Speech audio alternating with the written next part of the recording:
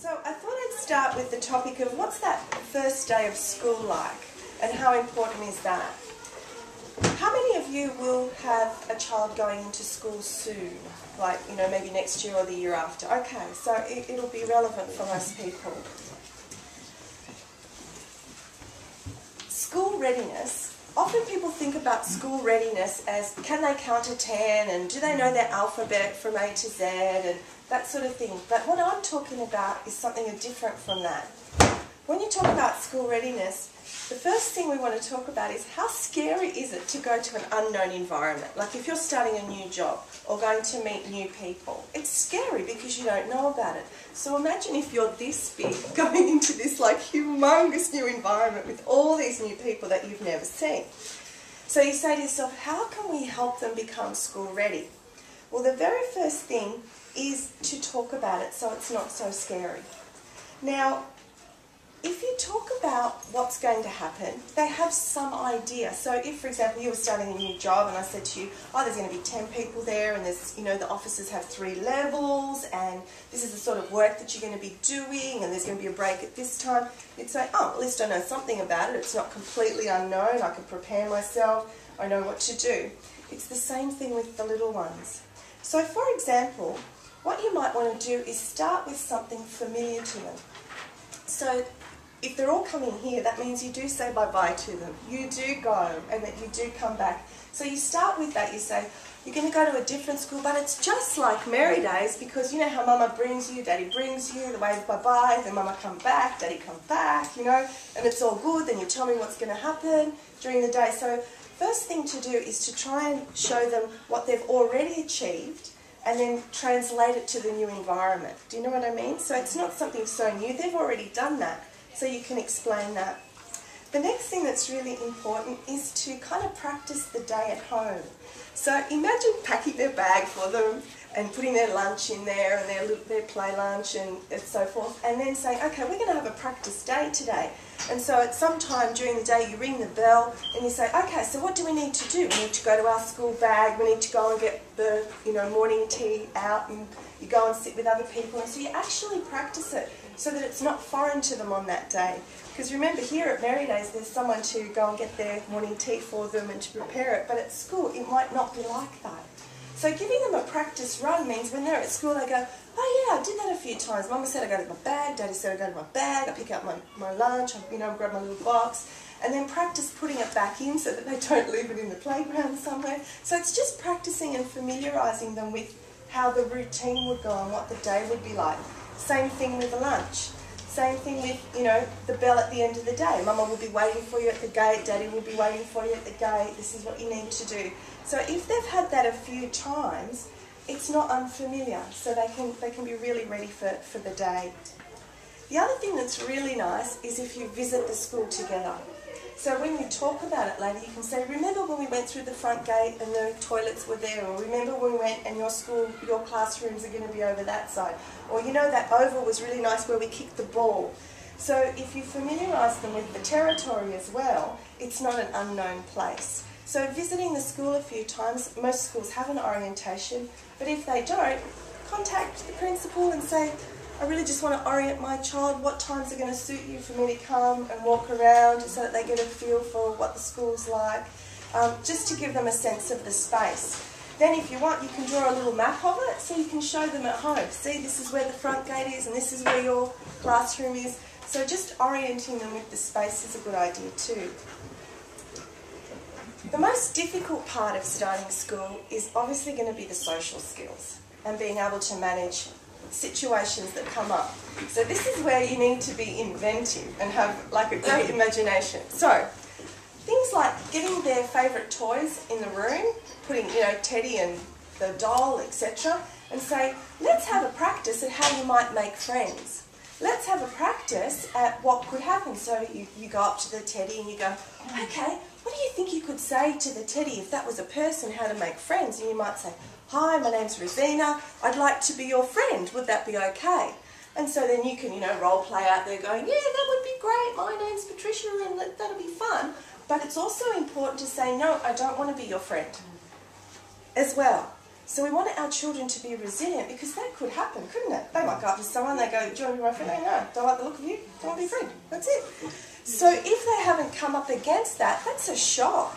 But if they know that you've practiced that and you go, oh, okay, maybe some other time, you know, you're lost, see you later, I'm out of here, then you can see that they're going to be resilient. They're going to be able to deal with that. You might also like to pretend that they fall over, because don't they fall over? They always fall over. They're always hurting themselves somewhere. So you can say, okay, so what can you do now? You've fallen over, you pretend. So what can we do? If you're really hurt, maybe you ask somebody. But if you're not, you pick yourself up and maybe take yourself to the teacher, or ask a friend to come with you. So it's just a matter of role-playing these things.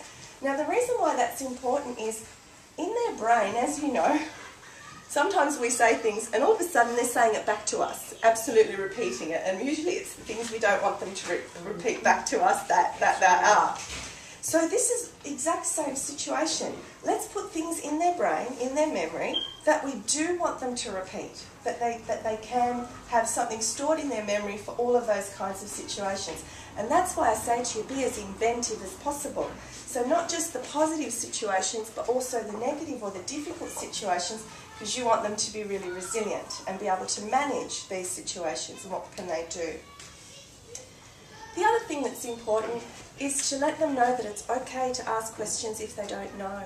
So again, create scenarios. Let's say you need to go to the toilet, but you've forgotten where the toilet is. Yeah? So what can you do? So, you know, Teddy's there, etc., etc. And you say, okay, you could ask Teddy, but if Teddy doesn't know, you could go and ask the teacher, because this one that we're pretending here is the teacher. So again, it's just those whole, getting them familiar with what they might come in contact with. Now, having said all of that, it's also really important not to put too much attention on it and make it then scary. You know, like that's like saying every single day, going to be Christmas, going to be Christmas, going to be Christmas, going to be Christmas. Like by the time Christmas comes, they're like going to be like, oh, Christmas! So it's the same thing. Try and manage it so that you may be doing a little bit every couple of days or week. Do you know what I mean? And notice how they're coping with it.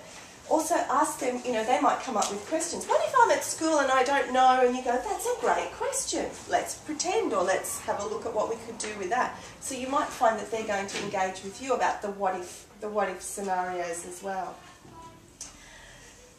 Is there any other questions about that at this point in time? Does anyone have any other ideas that you've tried? Like some of you probably have school-age children that are already there. Have you had any ideas that you've put into place that have really helped your child be school-ready? Does that cover? Yeah? Just the things we were saying before about giving them strategies to cope with what a child says no when you want to go and play. That's what we've been doing in our Links to School program. And it's really surprising the looks on their faces when we role play it to them when the child says no. It's like, we're supposed to say yes. Yes. And then we practice everybody's friends at here. It's a very different environment at school. So and we ask them to think of ideas to come up with, you know. And they say, well, I could be your helper and I could do this. And like, it's just really interesting to listen to what they actually say as strategies, and they often get stumped on that. They don't know what to say because they're not ready for that response, and that will happen in the playground, I can guarantee you. So it's really good to role play it at home as well, because often at home they're in their own environment, they're with mum, they're more comfortable, they might be a bit shy here in front of their peers, so it's really good to do it at home too. Great. And yeah, I loved your idea about asking them for their suggestions. And in the first place, obviously, if they haven't had that happen before, they might say, I don't know. And I'll bet you, it might stump you too. Like, you might go, oh yeah, what could they do? You know, what could they do? It's a really good question, isn't it? Because how often do we, you know, not put ourselves out because we don't want that rejection, you know? So it's really helpful to start to look at strategies that they can put into place to cope with that. The other thing I want to acknowledge, and I'm sure there's many mums and dads here who have experienced that, is that school readiness is not just about the children, it's about the parents as well. So when you walk up to the gate, if you're going, you're going to be fine. Don't worry, we've already role-played, and that's probably not going to be very helpful to your child. So even if you have to cry, cry later. Don't cry quite at the time. So that can happen. I know, I mean, for myself, I can see, you know, tears welled in my eyes the first time I took my child to playgroup, you know, or, you know, childminding and left him there because he was like, no, Mama, I'm like, no, never, you know, I want to stay with you too. So, again, it's that wherever you are in yourself is going to obviously reflect on them. So if you're not in a good place, I really suggest that you talk to your friends. Talk to your friends who have experienced it, because they're not going to dismiss your feelings. Like, they're real. That's real. To let your, you know, child be taken care of by someone else, that's big. So I'm not dismissing that. That's a really important part, and it's part of loving your children is absolutely letting them go and knowing that they're going to be in a safe space. But so if you can take the time to talk to someone who has got the experience and maybe even make a date with someone, go, I'm dropping off my little one, can you meet me for coffee straight afterwards because I'm really going to need someone to talk to, okay? So even that kind of strategy is a really good thing so that you can relax, do what you have to do when you've dropped the little one off, and I know that you'll feel better if you have role-played it, if you have taken them there, if they can give you the answers to the questions when you say, so what would you say if a little girl or little boy say, no, I don't want to be your friend? And they answer, that's okay, I'll find someone else. You'll probably go, okay, they're going to be fine. So it's a matter of, you know, you feeling good about it too. So school readiness is about parents, and it's also about kids. Is everyone okay on school readiness? Is there any questions that you'd like to ask before I move?